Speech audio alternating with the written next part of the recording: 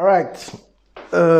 Aujourd'hui, on va parler de l'harmonie, c'est-à-dire grosso modo des accords, des renversements de ces accords, des substitutions de ces accords, c'est-à-dire comment un accord peut en remplacer un autre. On va parler brièvement des gammes d'accords, c'est-à-dire que chaque degré d'une gamme, comme la gamme majeure, par exemple Do, Ré, Mi, Fa, Sol, La, Si, Do, chaque degré de la gamme est un accord. C'est-à-dire que le premier Do, c'est un Do majeur, le deuxième Ré, c'est un Ré mineur, le troisième Mi, c'est un Mi mineur, etc. C'est très important parce que grosso modo, le sentiment de la tonalité vient de l'agencement de ces accords qui eux-mêmes appartiennent à une gamme. On va parler aussi brièvement des superstructures des accords, alors super brièvement, mais il y a quand même un petit concept intéressant derrière, ce sont les superpositions de triades, c'est-à-dire des accords de trois sons, très simples, genre Do, Mi, Sol, donc Do, avec une basse étrangère. Par exemple, vous faites un truc comme Do, Mi, Sol et vous mettez un La bémol dessus, tout de suite vous avez une autre sonorité en fait.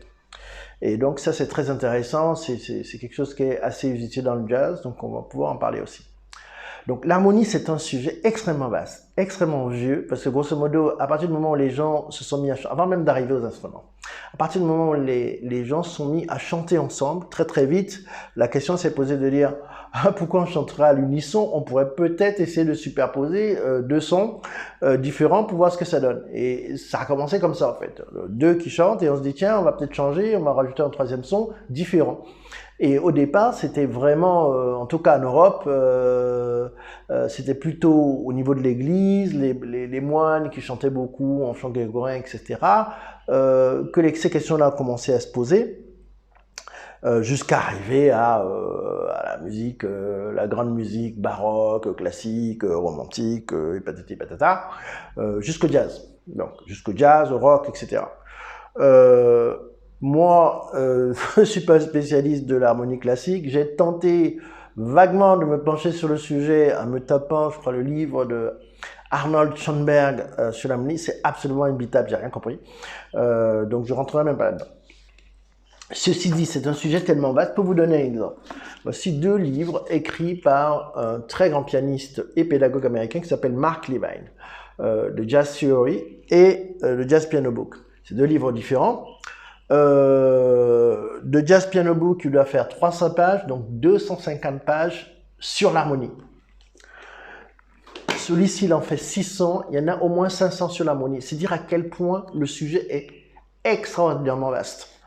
On n'a pas maintenant besoin de rentrer dans toutes ces complexités-là, parce que moi, ce que je n'arrête pas de répéter à tous les jeunes avec lesquels je parle, surtout de jazz, de choses comme ça, parce que c'est un peu ça que je connais, en tout cas c'est ce que j'écoute.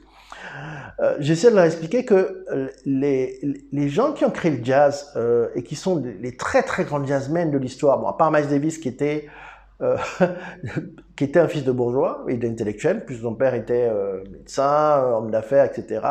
Sa mère était férue de musique classique, bon, il a fait Julia.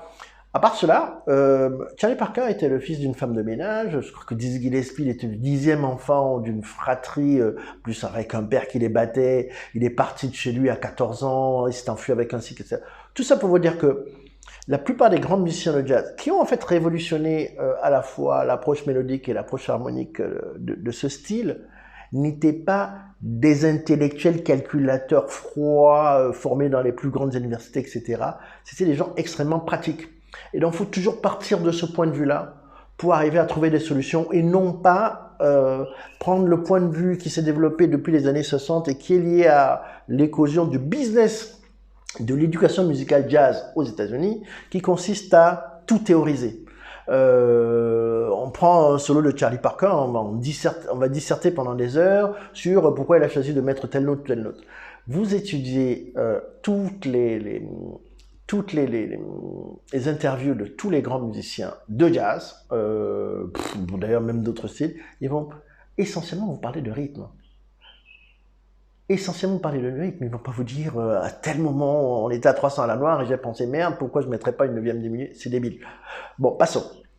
On revient donc aux accords. Ce qui, à mon sens, est le plus important de comprendre, c'est le rôle de chaque note d'un accord. C'est-à-dire la tonique, la tierce, en général la tonique, la tierce, la quinte, éventuellement une septième. Ça c'est, on va dire, l'accord de base. Ensuite on va rajouter des neuvièmes, des onzièmes, etc. qui sont des enrichissements ou des superstructures.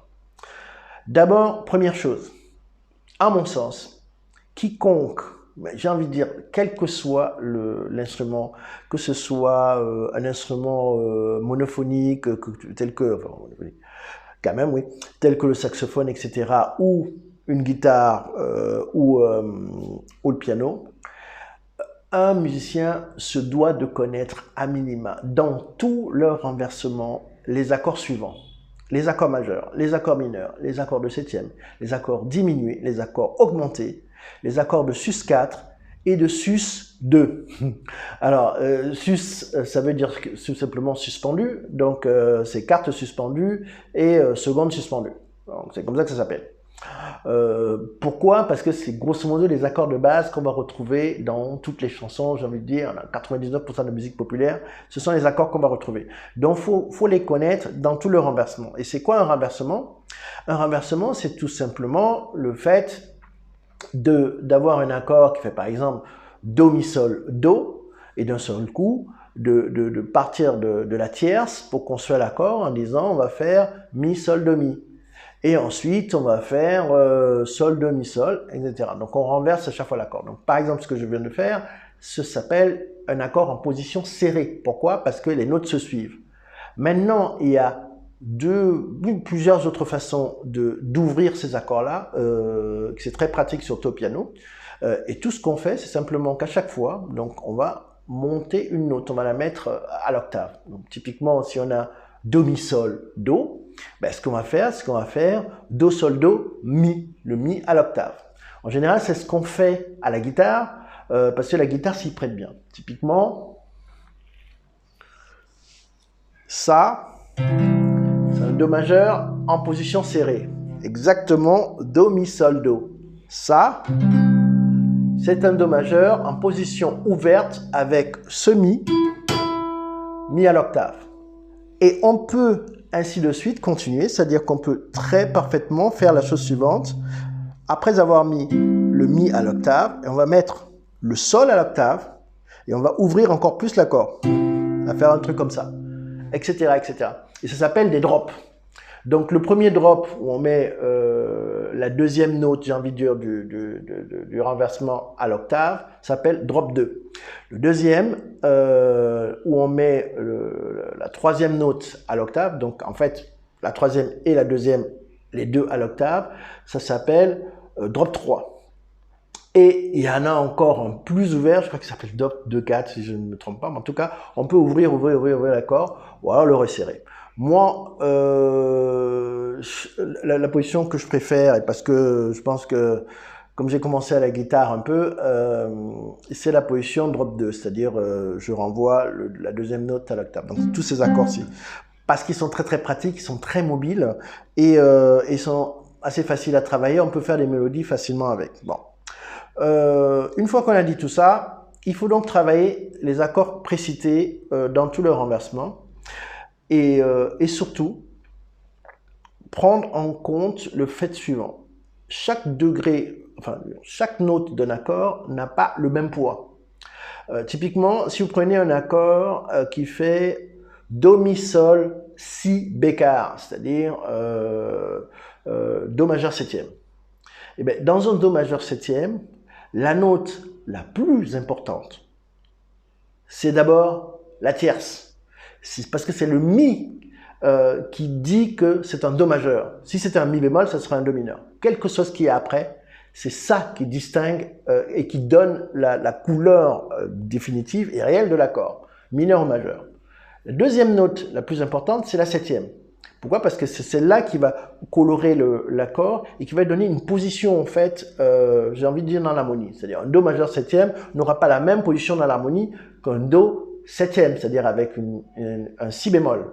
Pourquoi? Parce que ce Do septième, du coup, il devient le cinquième accord de la tonalité de Fa majeur. Et donc, ça devient un accord de septième qui va permettre de moduler, etc., très utilisé dans le blues et tout ça.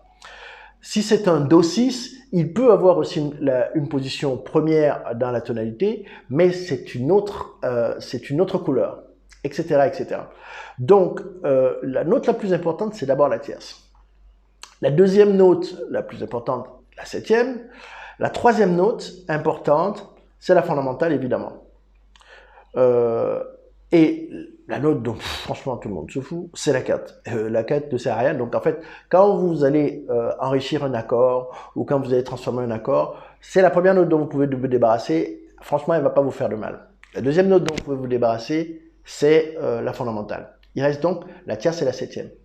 Et il y a en particulier un très grand guitariste de jazz qui s'appelait, si je ne m'abuse, Freddie Green, qui a dû travailler dans l'orchestre de Count Basie 40 ou 45 ans, un truc de malade. Et cet homme-là accompagnait, il faisait que de l'accompagnement d'ailleurs, parce que ça c'est un truc important. Pourquoi je fais ces vidéos? C'est parce que pour moi, à mon sens, ça ne sert à rien de travailler ces gammes dans tous les sens pour faire des solos de plus en plus vertigineux si on est incapable d'interpréter une mélodie en utilisant les renversements idoines. Donc si on ne maîtrise pas son harmonie, ça ne sert à rien de faire des solos. Vaut mieux travailler son harmonie. Nile Rodgers a pratiquement fait toute sa carrière en ne jouant que des rythmes avec des accords, et c'est l'un des plus grands guitaristes, je suis désolé, du XXe siècle.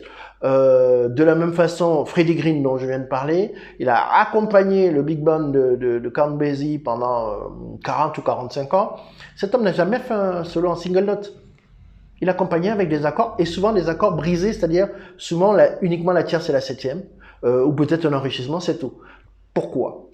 Parce que lorsqu'on joue en groupe, en orchestre, on n'a absolument pas besoin de jouer les fondamentales. J'enjoins les pianistes à arrêter ça. Ces pianistes qui ont une main gauche baladeuse, qui jouent des graves pour emmerder les bassistes, faut stopper ce bordel.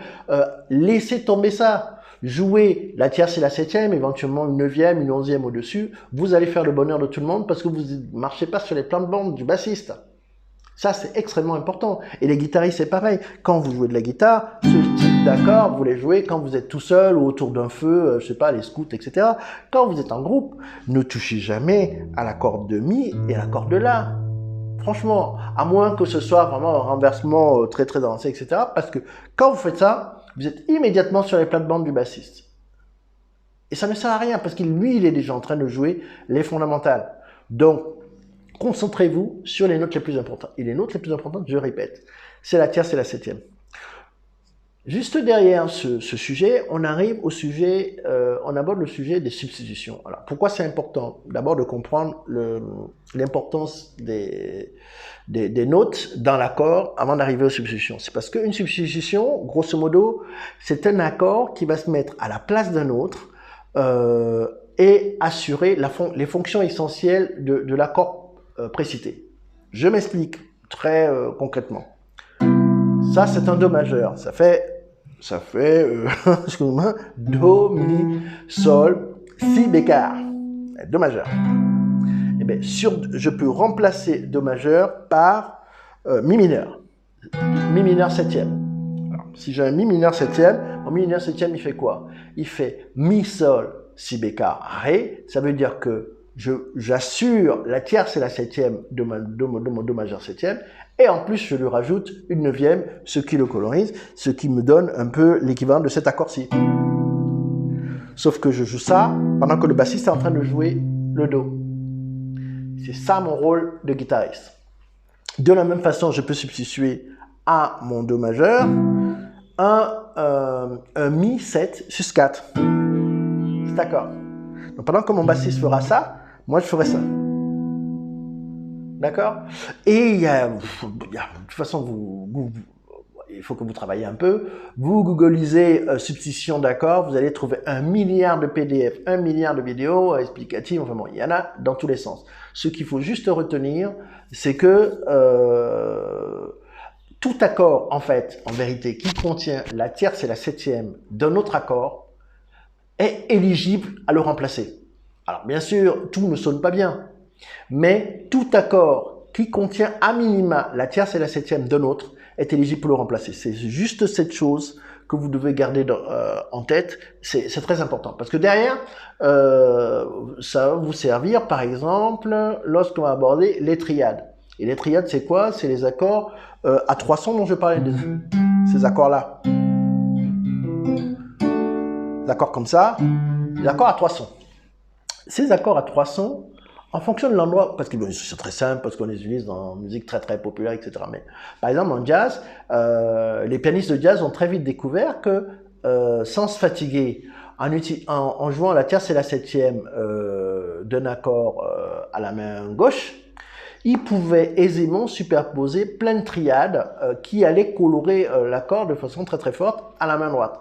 Typiquement, si vous jouez mi si bémol à la main gauche pour un accord de do septième, vous allez pouvoir superposer à cet accord un mi bémol majeur, ça va vous donner une coloration. Vous pouvez superposer un ré majeur, donc un ré majeur, c'est-à-dire ré fa dièse la, et ça a donné une autre coloration de 9e, de 11e augmenté et de 13e.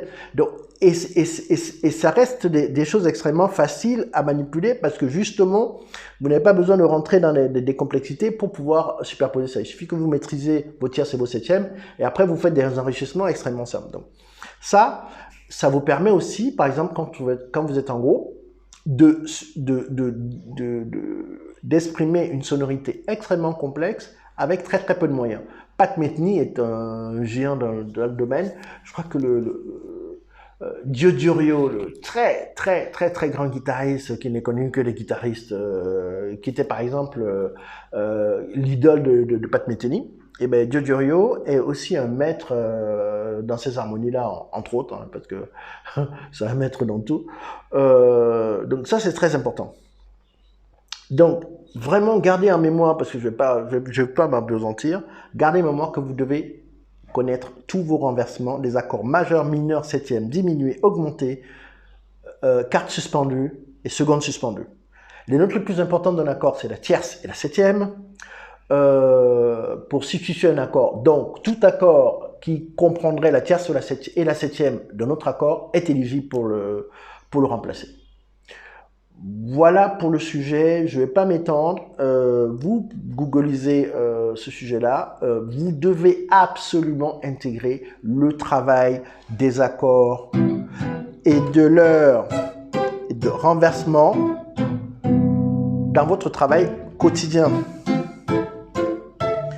Tous ces accords, mineur septième,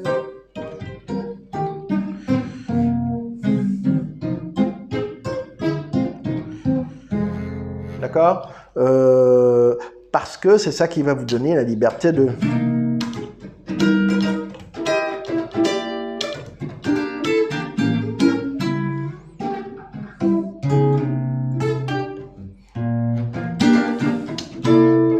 D'accord? Ça vous ouvre le champ des possibles. Voilà pour aujourd'hui.